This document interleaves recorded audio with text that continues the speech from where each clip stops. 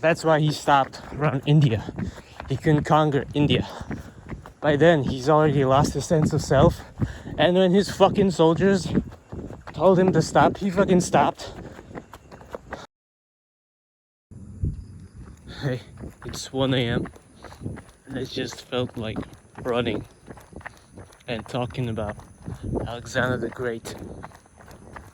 So, you probably know, but if you don't, Alexander the Great was a student of Aristotle, the philosopher.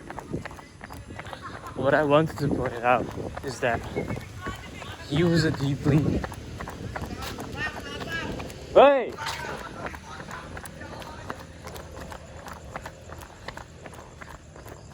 He was deeply... I lost my train of thought there. He was deeply unsuperstitious, or so I seen. He's deeply unsuperstitious in that whenever he met a local superstition, he would be venturing into empires already. And he would obviously meet new cultures and with that new superstitions.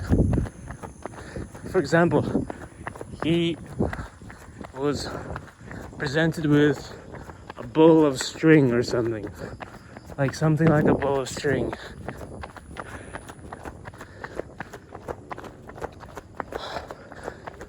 And it was said that the one who would unbowl, what's that called? Unravel this bowl of string would be the king of that nation. Alexander just went nobody ever said that you had to do it with the hands, so he just cut through it, and so the ball was unraveled. That basically shows how Alexander was anti-superstition, right? And I think this helped him a lot. His anti-bullshit helped him cut through all the bullshit that he would face as he met new ways of life, new cultures. And he kept strong with his own culture, right? Because he'll need it. If you lose sense of yourself while fighting the world, if you lose your sense of self while you're going on in this world, I think you know how that feels. You feel lost. You don't know what to do. You let the thoughts get into you. Eventually, it got to Aristotle also.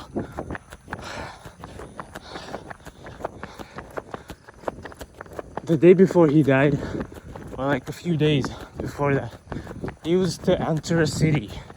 He was supposed to enter a city. He had a big festival there with lots of diplomats from all these countries to bestow him his title, among some other stuff.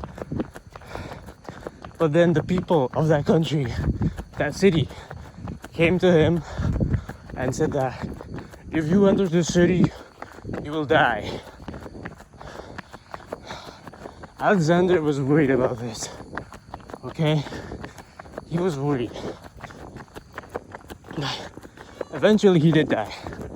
But even me, just seeing, and you too probably, could see that was probably just some bullshit the local people came up with because they disliked. Hey, kitty cat, let's go. You feel like talking about Alexander the Great. Also, back to topic.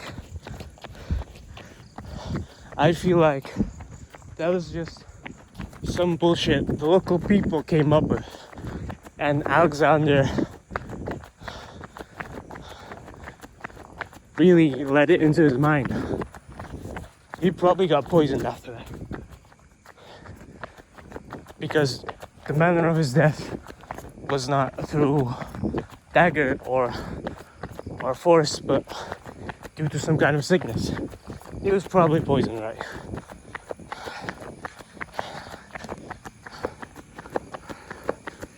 It also showed, I mean, you can also see, I'm correlating this to how Alexander slowly adopted the Persian way of living. Because famously in the East, like in Persia, the people would address their king as God. So they would bow before Alexander and kiss the ground in front of him. Greeks didn't do this, but Alexander did this.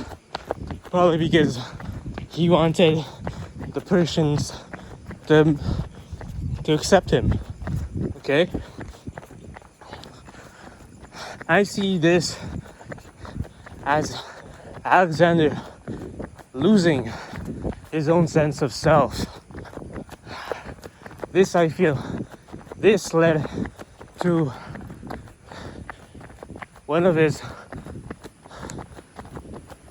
this led to him losing his critical thinking and stuff. Okay? I led him to lose his critical thinking. Because he started letting other cultures and thinking get to him. I mean, of course, it kind of makes sense that you need to placate other peoples when they're part of your empire. But Alexander did it in a way not integrating them, but he himself got integrated into them. He failed in that aspect. Okay?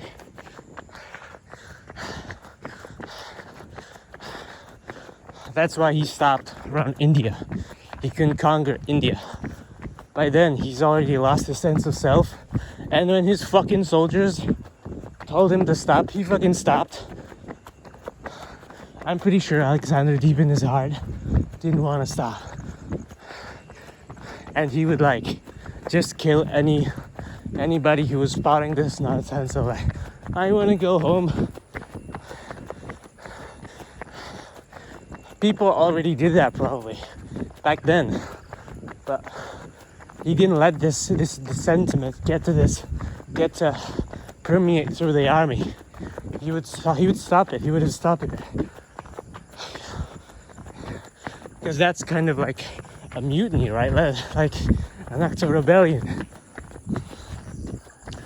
By agreeing to go home, he shows us that he has lost his sense of self, or he doesn't trust himself anymore.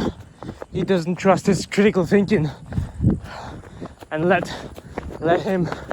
he starts letting himself bow down to superstitions. He doesn't trust himself. He has to borrow legitimacy from magical stuff, and he knows damn right that his own critical thinking is what got him there, not lending the power of others, externals.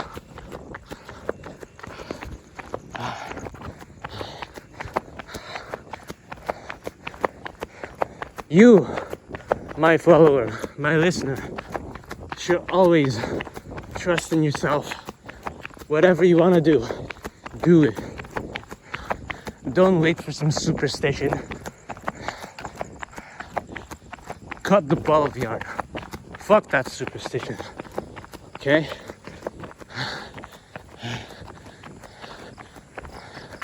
Okay, that's all.